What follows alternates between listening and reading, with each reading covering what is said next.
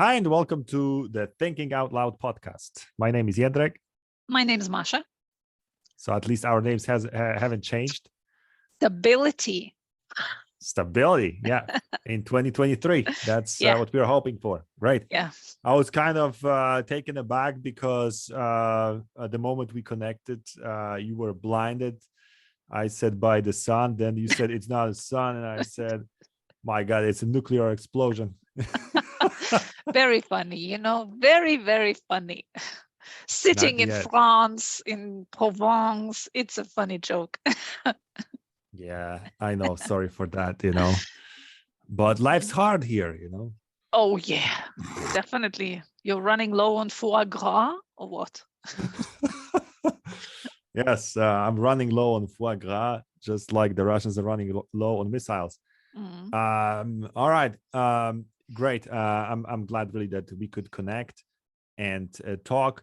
We have lots of new listeners, so why don't we kind of present ourselves properly? Just like to say who we are and what we are doing. Actually, it's becoming more and more difficult to define.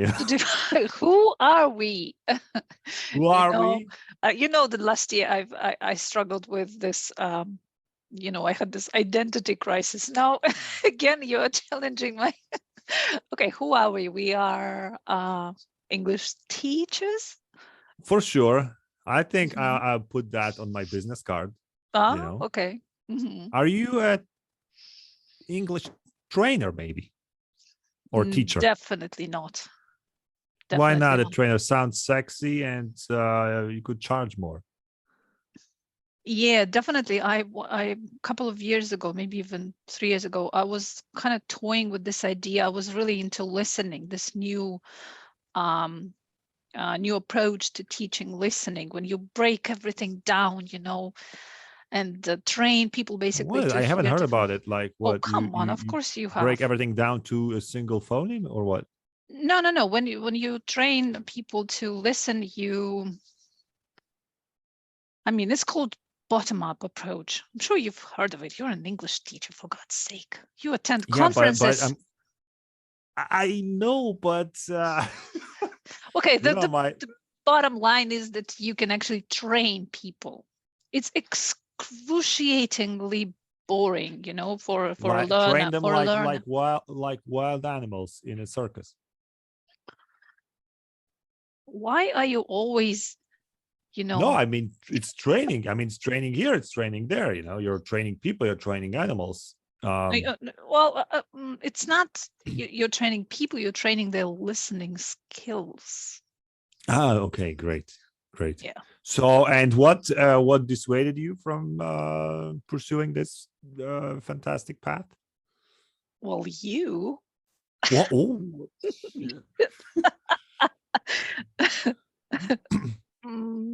I told you totally ruined my brilliant career in LT. Oh, you keep reminding that, but I could have been some academic director by now, and make a lot of money. Instead of this, I'm running, this hosting this podcast, which is hugely popular. At least it's popular. yeah. So it's fame, instead of. Right. So you want to say that you traded your potential coaching, or I don't know what, career for being a regular teacher? And the podcaster. And a podcaster, of course, a new role that. So if you had if you had a business card, on one side you would have an English teacher, on the other side you would have a podcaster. A podcaster, yeah, exactly. Not an English trainer. You're not okay with this title? No. Because it's like, what's wrong with training people?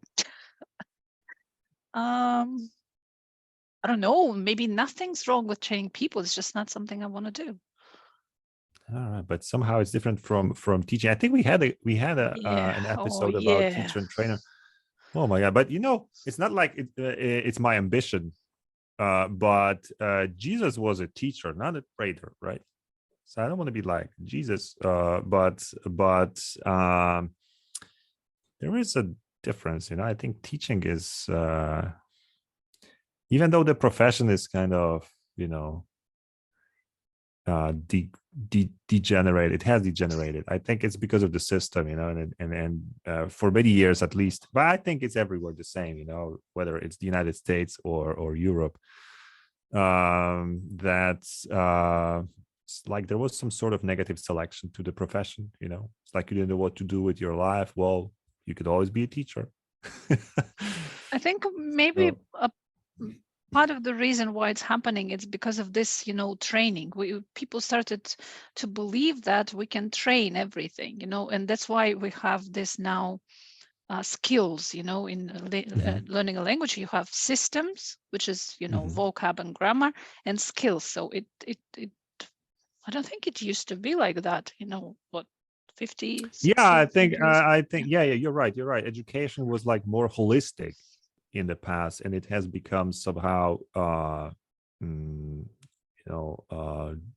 divided I don't into think like, it ever was holistic in terms when we talk about language. It was grammar translation. I mean, it was even worse. yeah, you're right. So, I'm idealizing, I guess, the past, fallen victim of that. but this is a very nice illusion. I mean, if you think that you can train any skill, then it becomes very relatively easy. You have an algorithm how you can do it, like with this listening. And when you do these, like when I did this Celta and Delta course, you're given this, algorithm. This is how you teach reading. This is how you teach listening, how you teach even speaking. And by teaching speaking, they usually kind of focus on, of course, not on communication, but for example, I think I've told you how to take turns in English, how to interrupt, how to, how long your turn should be and so on. So it's all about the mechanics, I would say. Yeah. But it reminds me of my feeling that I had when I first signed up for some kind of online course at an American university. I don't know, can't remember really the name, anything, but was it MIT or something, because they had some free courses that they still offer that, I guess. And I was sort of shocked having the experience of the Polish education system, Polish universities, how everything is well organized and kind of boiled down to, the basics, and then you move forward and so on. So it means like every idiot literally could become a professor. I mean, or a master of a given subject, because everything is so well done in terms of organization of the course, separated into units into like larger units, chapters and so on. And and I think that I'm not sure if it's actually how education works, but maybe, but this is it just reminds me of this kind of culture of skills and skills learning. Actually, this reminded me when I was working for a very big school. In Ukraine, it's pretty big at that time, and the school they kind of created their own course book, and they created their own platform. It's all very, well, the platform is very professionally designed, so students log in and they do the tasks, and they immediately see the answers, and the teacher can track their progress. It's really good platform, and of course, lesson is designed in this usual way: presentation, practice, and production is done in class with the teacher. And I remember we had something like the staff meeting, and the owner of the school, he's not a teacher, he's a businessman. And I remember his words. I mean, even now, he said that what I want is the system must be so perfect that I could take any more or less, with a person with more or less good English from the Mm-hmm. street, give him a Mm-hmm. smartphone, and he will be able to teach a lesson. Yeah.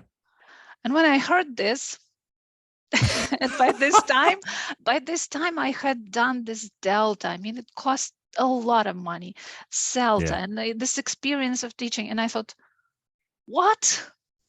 And all you have to do is, So this is follow actually, the so instructions. yeah, I must, it's not maybe, it wasn't maybe only you.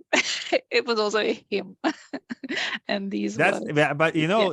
that's the way of thinking if you want to make money in education. I mean, you have to Yes, create yes. a system Yeah. that doesn't depend on teachers, but you have a method or methodology, Yeah. certain software or whatever, and you can use anybody as a teacher. So it also makes this profession kind of precarious and so on. But this is how school managers think, not how teachers think, and Yeah.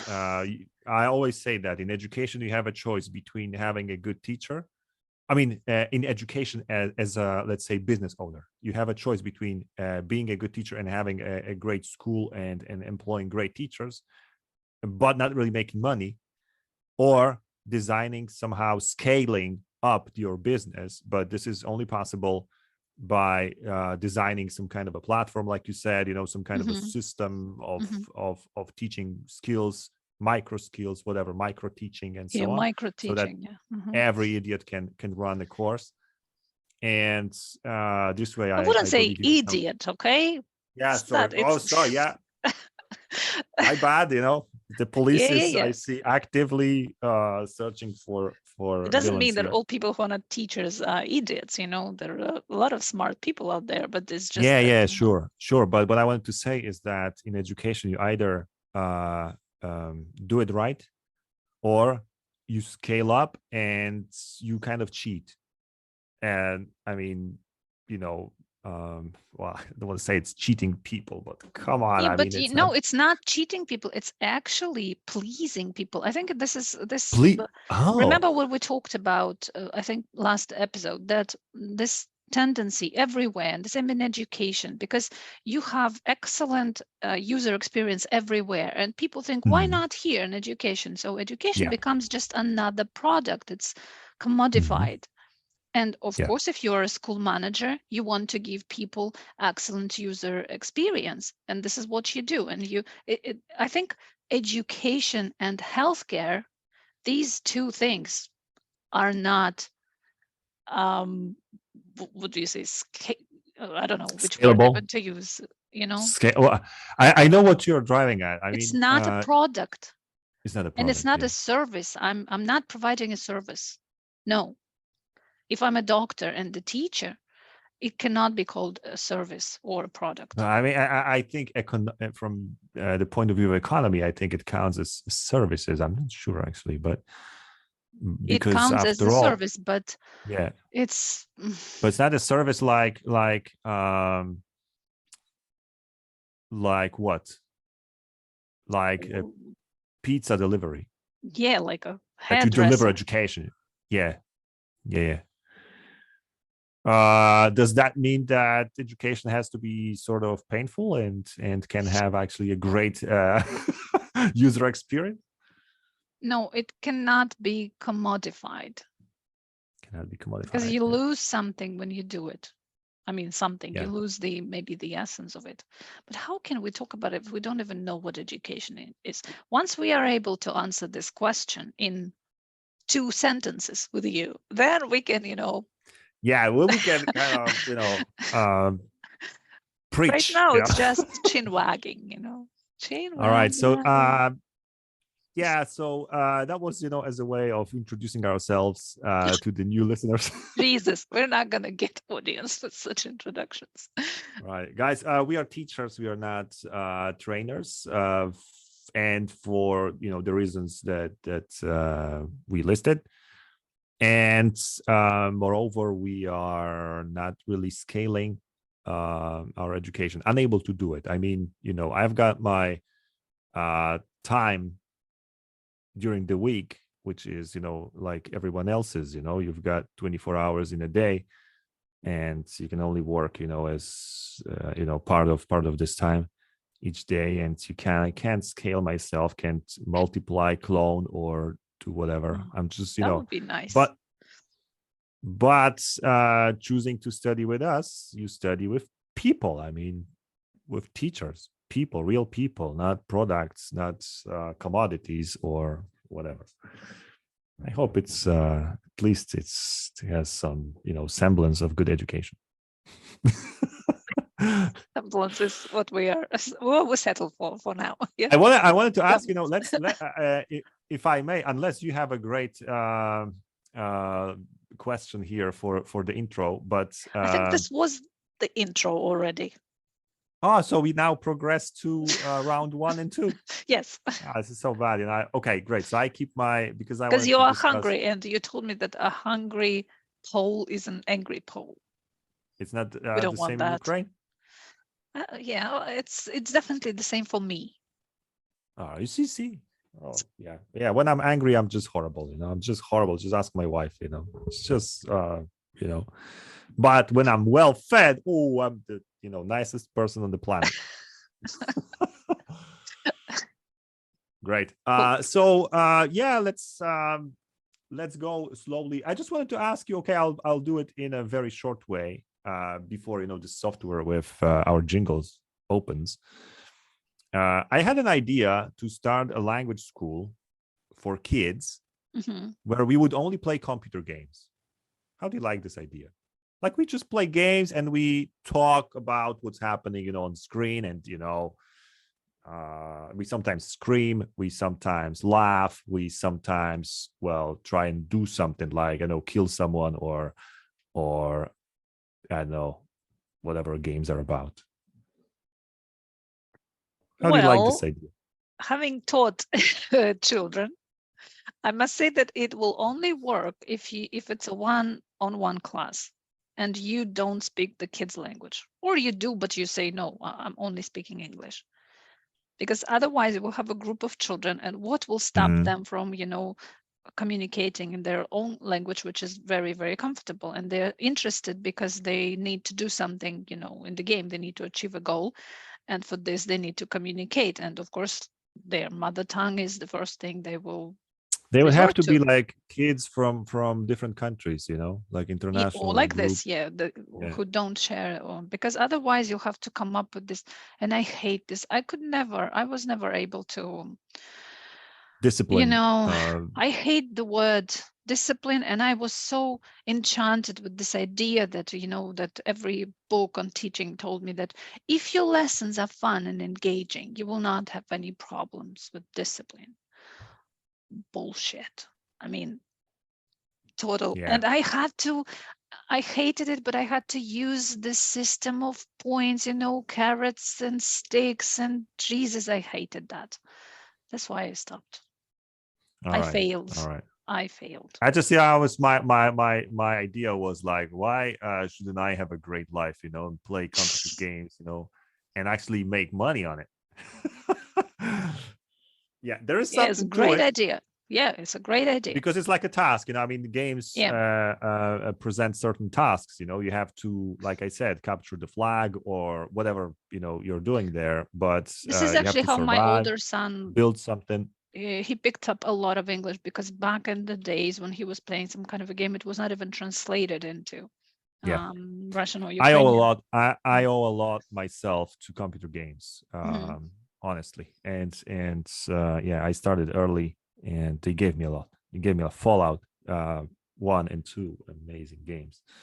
I mean, and like you say, they back then they weren't even translated. So I was playing the game with a dictionary on my knees, but a physical one, because there was not even, today you can just go and Google something very quickly. Your smartphone will tell you. But then I was just flipping pages, back and forth. Amazing experience, I remember that till today. For me, it was music like this, And music, I remember, the songs. I wanted to know. I wanted to understand the lyrics, and of course, I mean, if you had money, you could buy this CD, the official With the CD. booklet, with the book, but even that doesn't I bought guarantee that you have the pirate. lyrics.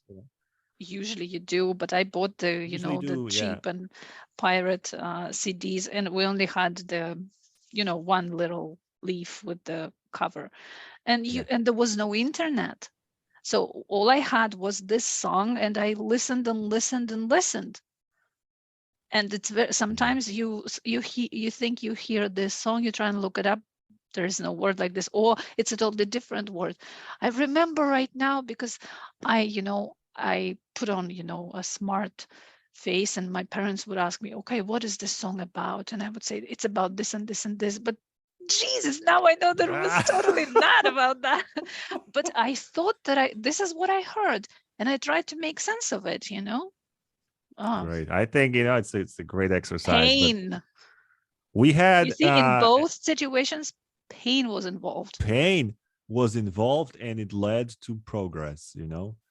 Yeah. And today everything's so easy. I mean, you have your translator ready, a smartphone. You don't have to carry this heavy dictionary. And then if you need lyrics, I mean, you just look them up online. Yeah, just look them up. They're there. And you could even another click is to translate. And whatever the translation is, I mean, the quality of it is getting better and better each day. So, yeah, I mean, hey, we had so much energy when we were young. And today everything is so easy and what? And we are come tired. on, let's stop this. We sound like too cranky. I don't know. Right. Okay, let's go to round one. Let's go to round one. Why not? Did it actually play or not? You didn't? Ah, no. Christ. Let me go to options and set it. I think I'll cut this part. I spent, honestly, Masha, I spent the last hour because I had some free time from 10 to 11 editing the previous episode. Oh, because of the pauses. Yeah, because of the pauses, and there was also one moment when, wait a second, input is what is input? I don't know. It's no input. Yeah, okay, great. Let me check now. How do I save these preferences? I just click close, right? Okay, what about now? Round one. Round one. All right, so it's me asking you. I'm sorry, okay, go ahead. It's go our ahead. Fourth season, and we haven't established yet this, but okay, great. My question is very simple, I think, and it's kind of science fiction also. But what do you think? Are zombies immortal?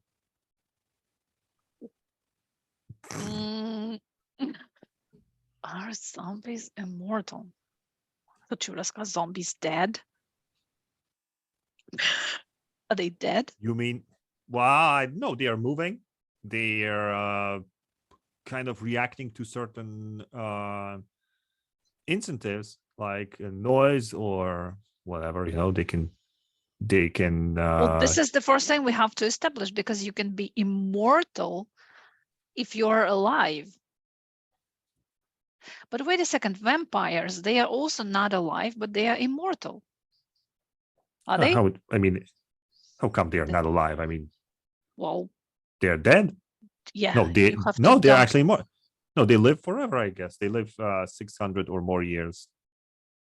Yeah, but they're 600 or more. Is there any research you can point to?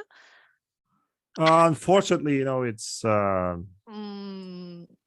it's they not dead? how we play this game. It's like I know it's tempting. By the way, guys, I know it's tempting sometimes to reach out to an external source. Hey, why don't we open the dictionary and check the definition, and then why don't we solve this problem once and for all? But it's not the point.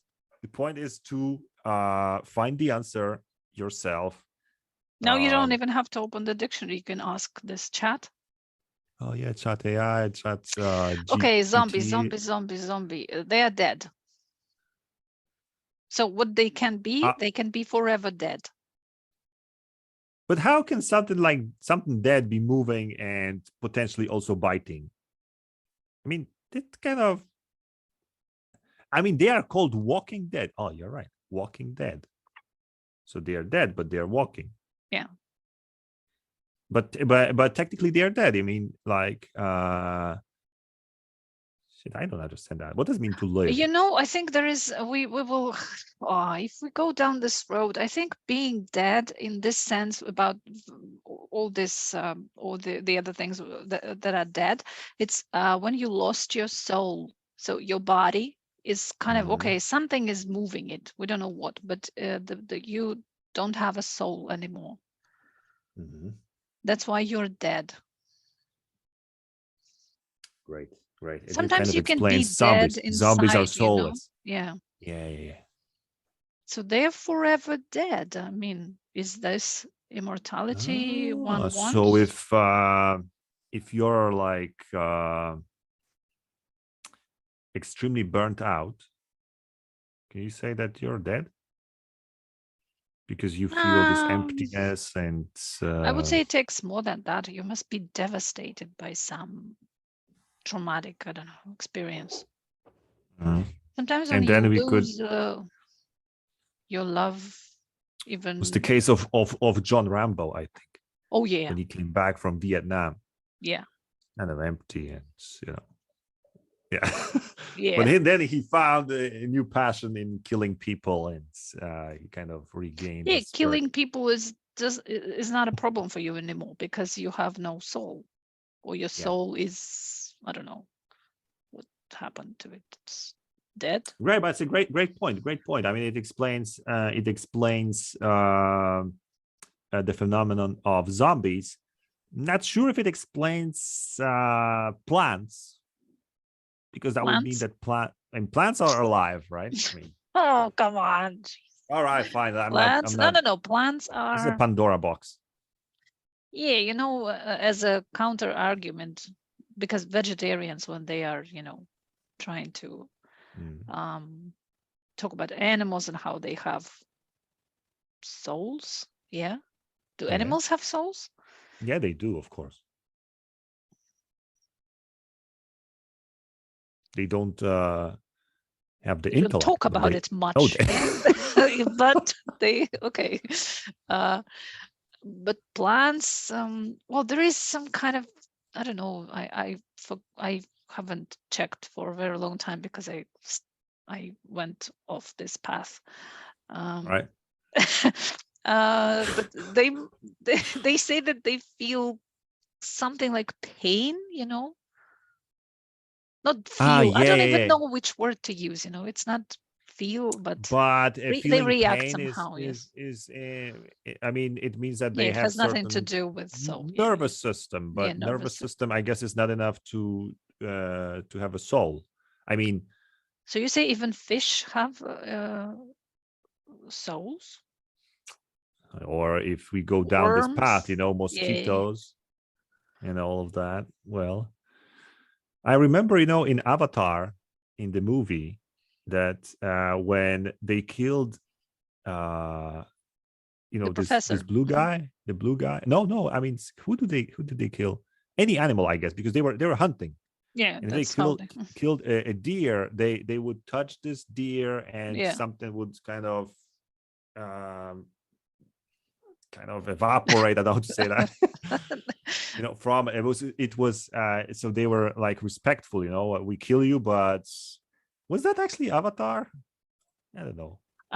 They definitely killed animals in Avatar, and they, you know, this was their, and they were kind of sad about it, but guys, we have to eat something. I don't remember anything evaporating.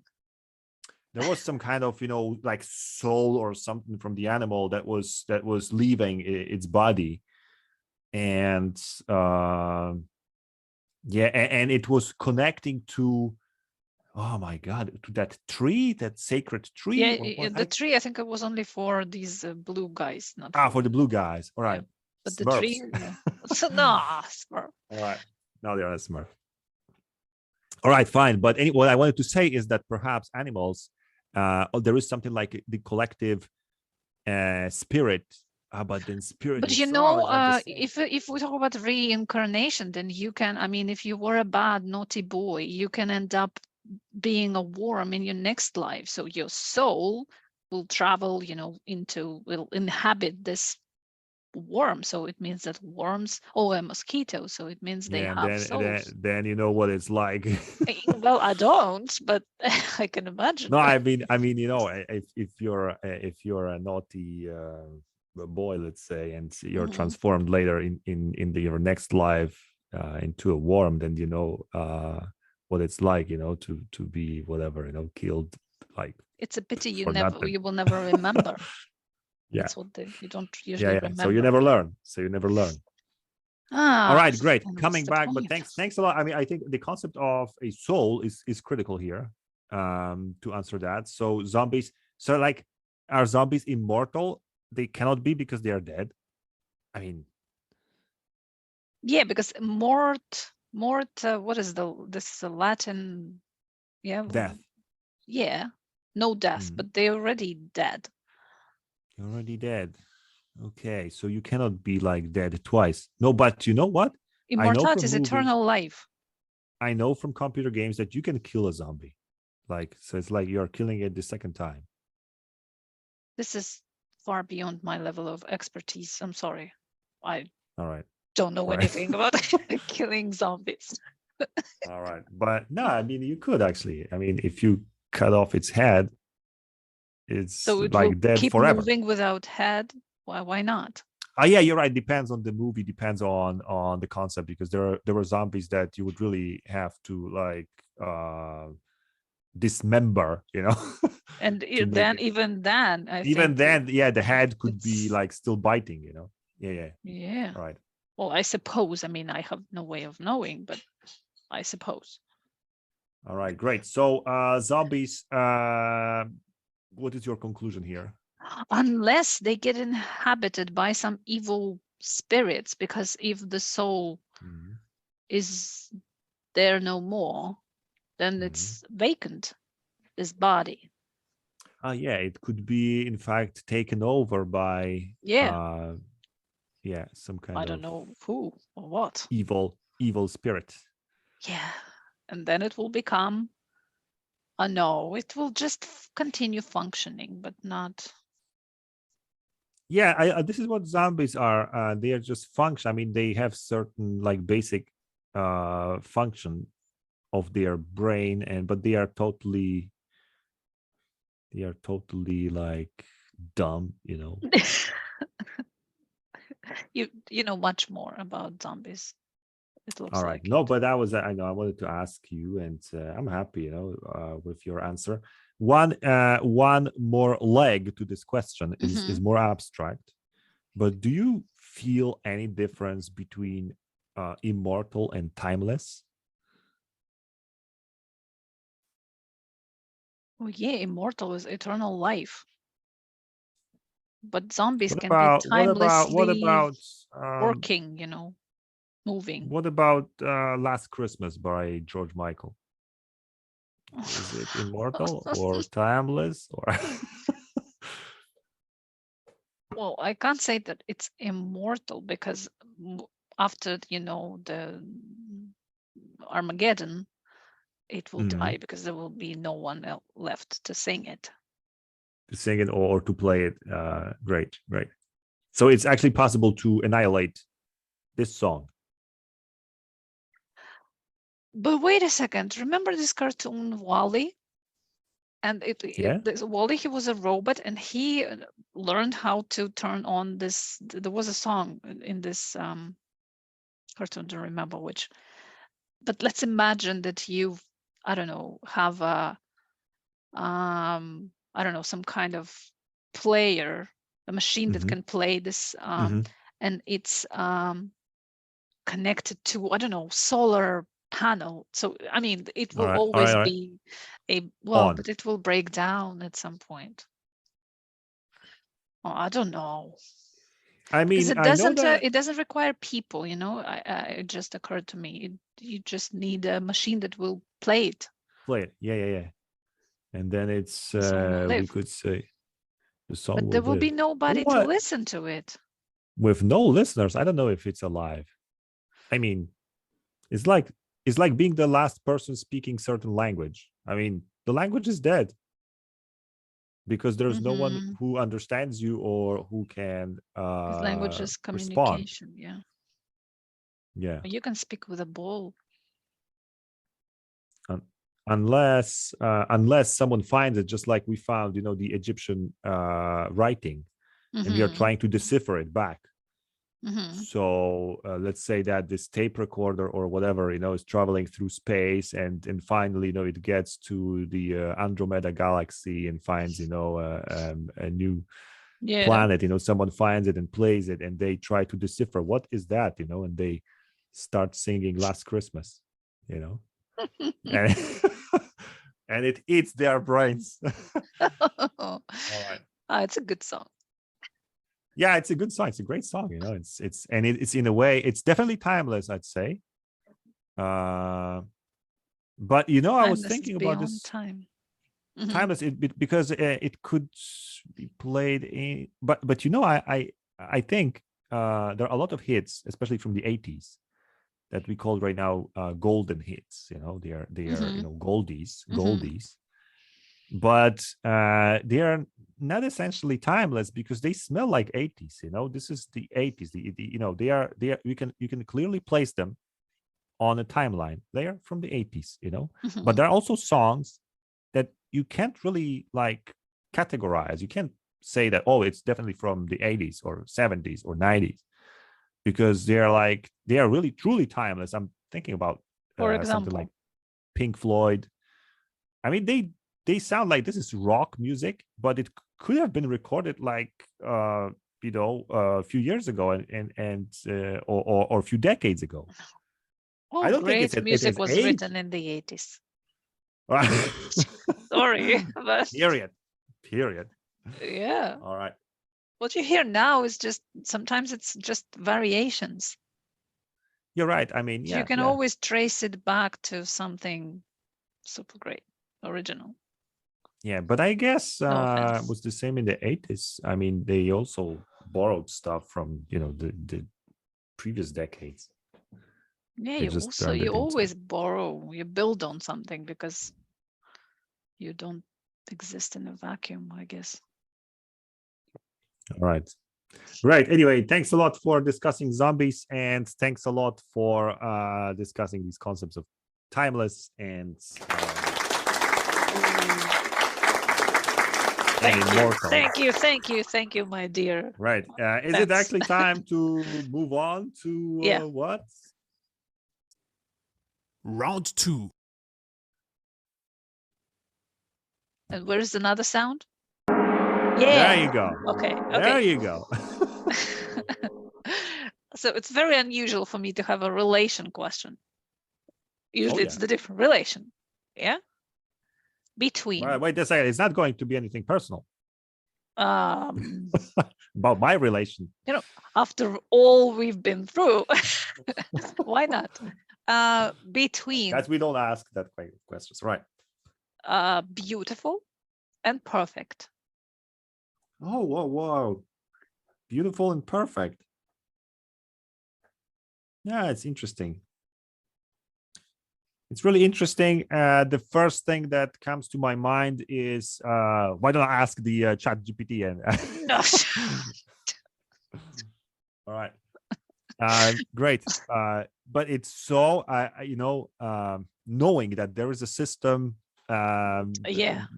with ready answers, tempting. It's so tempting because why should I struggle? I'm not a genius. Why should I suffer? Yeah. But the first thing that comes to my mind, and I have no idea if it's correct or wrong, but is that, of course, not all perfection is beautiful, and things don't need to be perfect to be beautiful. In fact, sometimes it's the imperfection that makes stuff or people beautiful, I guess. How about perfect skin? Perfect skin, like the one. I mean, it's photoshopped. I mean, it doesn't exist. Yeah, but why do they keep photoshopping it? Because it's beautiful. This is what people want to see as beautiful.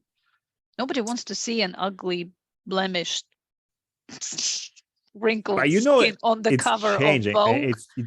it's changing a little bit. I mean, I'm slowly. not sure. You're not sure. Yeah, you know what? I think it's the same with bread. There was, in the past, some kind of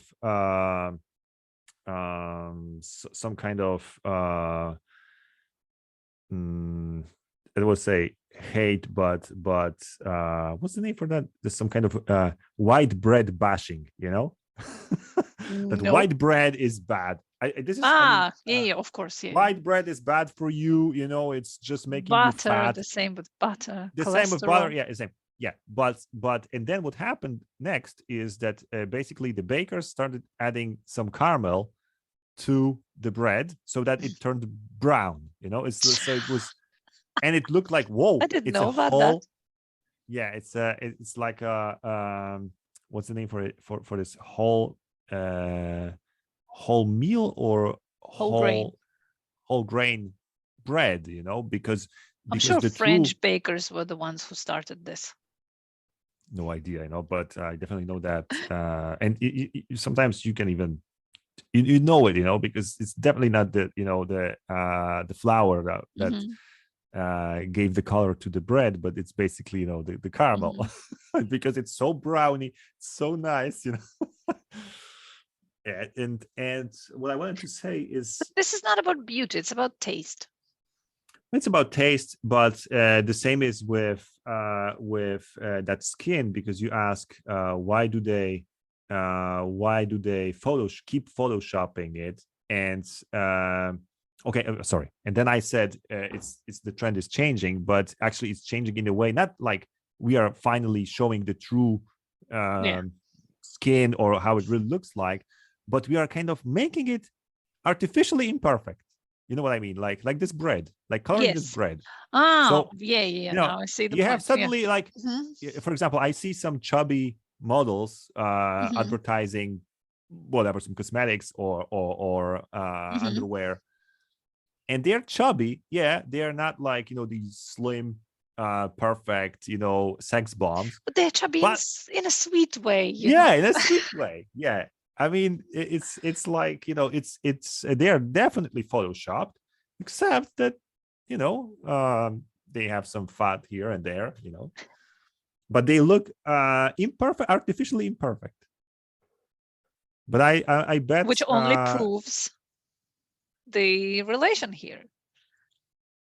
You mean that perfect is beautiful? Well, I don't know. Culture. Does it depend on the culture? Maybe, but it's right now a global culture. I mean, who's deciding about it? But what I wanted to say is that there's a very thin line, because of course too much imperfection leads to ugliness. Let's say. I mean, if sure, if your face is totally deformed, and so on. I mean, come on, it's just I want to say ugly. Yeah, it's ugly. You may have a beautiful soul and blah blah, but you're ugly. Like a beautiful car. Do you expect it to be perfect? Perfect paint work, everything, not a scratch. That's a beautiful car. Unless it's 4x4, then you expect it to be like dirt and No, you would never call it beautiful. Okay, wait a second. I'm trying to defend some kind of humanity here, and because if we honestly, it's my feeling, if we decide that perfect equals beautiful and perfection equals beauty, then we are finished, as humans, because we are imperfect, and come on, we will never be beautiful and whatever. So I'm trying to say that, there is, like I say, like being 100% perfect, like totally flawless, I think it's impossible to achieve in the first place. Yes, but there is a strive for perfection. You agree with this? Yeah. At least we are trying to eliminate as many imperfections as possible. And so, but I wonder about this being beautiful. There are many aspects. We can talk about the landscape, cars, people. I don't know if we can actually have a common denominator here, but beautiful and perfect. If something is perfect, it's beautiful. Yeah, I mean, if you're perfect, if you're not sure. I mean, it's definitely something that is that brings satisfaction. So imagine answering 100 questions correctly out of 100. I mean, it's a perfect score. You feel great, right? Because it's perfect. You can't do any better than that. It's perfect. The same with let's say a perfect evening with the sunset and no mosquitoes and Yeah. and good wine and everything Yeah. was perfect. Everything was perfect, and Everything was it's perfect. naturally leading to the and they are still considered beautiful. Wait a second. There was a little break, and I lost you when you said it can naturally lead to the conclude. So you have to repeat this. That? And then I lost you. Yeah, there was no sound because But of for like how long? bad internet. Well, until I told you. Wait a second. All right. Why? What was I talking repeat. about? Yeah, it can naturally lead to the conclusion. Which conclusion? I'm sure you remember. What was before? I mean, what was before?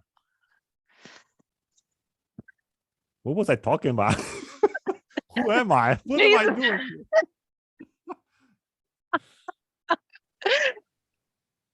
So much for the meaningful conversations. You Right. don't even No, remember I mean, what you said 30 seconds. Come on, 10 seconds ago. I'm producing like 100 thoughts per second, and now and you're asking me, I mean, which conclusion am I referring to? I mean, all I wanted to say here is that there, like I said, there are things, works of art, sculptures that are damaged, and they are still considered beautiful. And the same could be said about some ruins. Ruins in certain cases could be beautiful. Okay, these sculptures were not designed in this way. They were damaged. So everybody can kind of stretch a little bit their imagination and see what it was like before it was damaged. So maybe the same refers to ruins, because there are two types of ruins. There are ruins, I mean, buildings damaged by missiles or explosives, and it's usually an ugly view. But there are ruins like Machu Picchu, That's they are considered to be beautiful. Beautiful because you can kind of try and imagine what they looked like, or you can look at, I don't know, AI designed. I'll give me a break with this AI picture. But then I wonder, if there is something like perfect imperfection. Like all your perfect imperfections. Who sings this song? This redhead. Irish. Simply Red? No, Irish guy. Ed Sheeran? Yes. Ed Sheeran, all right. So he sings about perfect imperfections. Yeah, you see, so actually this subject has been already brought up by serious names, in the entertainment industry.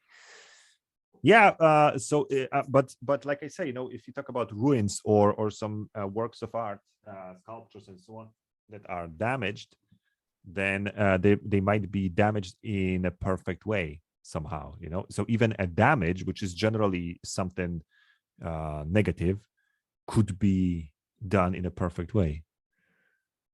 So that's, I know it's a paradox. I think but I sometimes think, being a perfectionist myself, I sometimes think that all this perfect imperfections trend exists just for weak people to be able to justify their weaknesses. This is what I sometimes think about during sleepless nights. But can you give me an illustration here? Well, is this bread painting or no, because I would rather, let's say I admit that I'm not a perfect, and very often if I'm not perfect and I don't really want to work on whatever's not perfect, I just, okay, embrace myself as I am. This is the trend we see. So, of course, I don't want to see around me people who are perfect because it's painful. Yeah. So that's what I will do. I will start a trend, body positive, or what is the trend? Yeah. There was that trend of not shaving your armpits or something like that, Yeah. It's like, I don't give a shit, it's growing, so it's growing.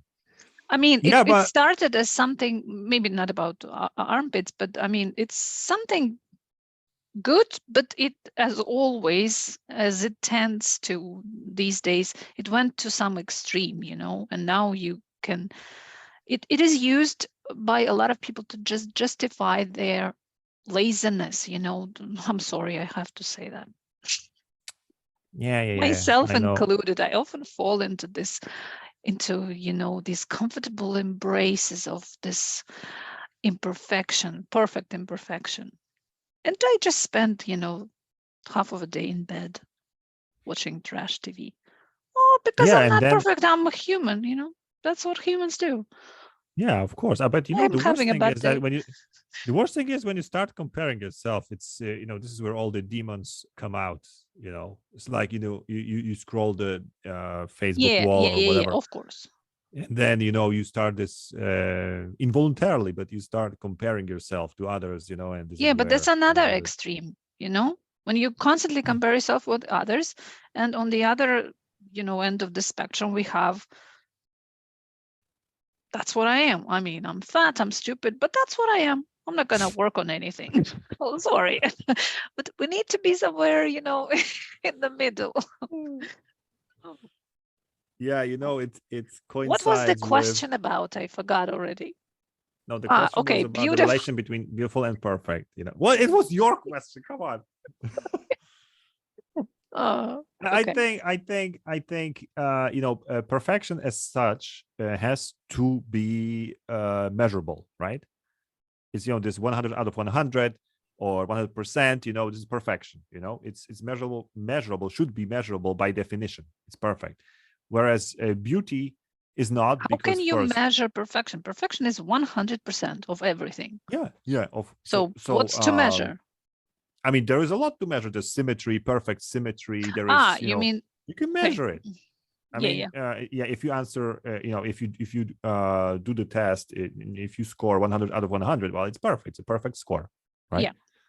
So, but then that is measurable, and art? beauty is totally not. I mean, beauty is okay. Yeah. Yeah, I mean, beauty is not even. It's first, it's relative. I mean, you find it beautiful, I don't. And so on. It's and of course there are some standards, some canons, and like a perfect portrait, perfect face. There are perfect rules. body and so on. We and that's it. But it varies, from epoch to epoch, and so on. So this concept of beauty is, I'd say, more fluid. It's more kind of but today it varies. The tendency is I'm not sure if it wasn't like 10 years ago, or no, not 10. Let's talk about, I don't know, centuries. 10 years is not enough. You'd say that perfection now is the let's say the what, the paragon of beauty, or I don't know. You don't have to admit it. I see it. No, I mean, I'm afraid of that, because if it's really the case culturally, if we think like that as society, as global citizens, as humans, I think we are giving in to this machine kind of logic, And I'm not saying that we should all be. Yeah, this is what's happening. Yeah, I'm not saying we should all, get ugly and fat, which is actually what's happening. Stop shaving our yeah. Yeah, because why? I mean, why bother? In a couple of decades, you'll be able to have an avatar, this perfect body, perfect face, and you will send it out to the world. And you will just be sitting at home. What couple old, of decades, fat, couple of years? Ugly. It's a matter of years, you know. I think so. This metaverse. Not in my neck of the woods. I'm afraid. You will enjoy your avatars here, and I will. Oh, I'll take whatever, Brad Pitt, you know, except that more muscular and so whatever. All right. So he's not perfect enough for you, yeah? Of course not. You know, you can always get better. You know, with the AI enhanced, avatars for sure. Great. Asking this question. Did you have anything in mind? I mean, is there any history to it? Yeah, of course there is a history to it. I was discussing with one of my students, and he's really into fashion. So we talk about this a lot and trends. And there was what's her name? Linda Evangelista, you know, the supermodel. Oh, whatever. She's old right now, and she had a couple of years ago plastic surgery gone wrong, and now she's on the cover of this Vogue magazine, and of course totally photoshopped. Like it was intended as a great comeback, and it's fine, only if they had her. They interviewed her, and they used her they used one quote, you know. So the cover, yeah, you see a beautiful, perfect face of I don't know, 60-year-old woman. You understand that it's totally nuts. I mean, this is, and she says, and there is a quote, I try to love myself as I am. Oh, what is that? Yeah. Well, we are being fed with bullshit like that, you know, from every side. So you see, this is definitely something we strive for, perfection. Yeah, we strive for that, and in every field, let's say, you know, whether it's, you know, the way we look, the way we talk, whatever, you know. But with so much, I think there's some hypocrisy here, no? Because there's definitely. I mean, if there's such pressure for perfection, why are we all so imperfect, you know, and failing and so on? Because it's difficult. The competition is fierce. Yeah, of course. And it's getting, you know, more and more. So I would say, and now we have to compete with perfect AIs. Oh, don't even. Oh yeah, get me and started. You know, and of course. I mean, but AI is exactly the extension of this line of thinking, you know, because finally you've got something that will be perfect and will not fail in, you know, any way. So this is the human desire, you know, hidden or open, but basically, you know, being. To replace us finally with something perfect, you know, because we are imperfect. Great. I think it deserves you know, a round of applause. Yeah.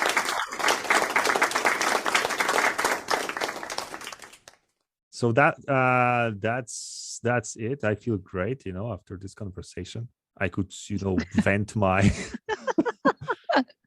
emotions. Cool. All right, we are. That was an episode without any special guests. Unfortunately, we couldn't somehow. Yeah, we're still waiting for guests. Waiting for it. Yeah, so yes, so guests. Guests, you're welcome. Yes, I would say keep knocking at our door. We will even allow some venting. Yeah, like if you can, why other people can't? No, why not? Why not? Right. So this was another episode.